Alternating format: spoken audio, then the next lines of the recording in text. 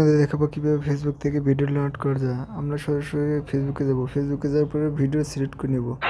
Video select করে নেওয়ার পরে থ্রি ডটে ক্লিক করবো। ক্লিক করার পরে এই যে এখানে ভালো করে দেখবেন কপি লিঙ্কে ক্লিক করার পরে আমরা সরাসরি বেরিয়ে চলে আসবো। চলে আসার পরে ক্রোম বাজারে ঢুকবো। ক্রোম বাজারে ঢুকে এই সার্চ বারে লিখবো এফ ডাউন নেট।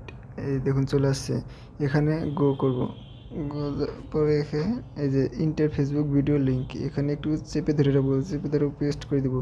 পেস্ট করে দেবো ডাউনলোড দেওয়ার পরে এই যে চলে আসছে, ভিডিও চলে আসছে। এখন আমরা এইচডি কোয়ালিটি ডাউনলোড করব।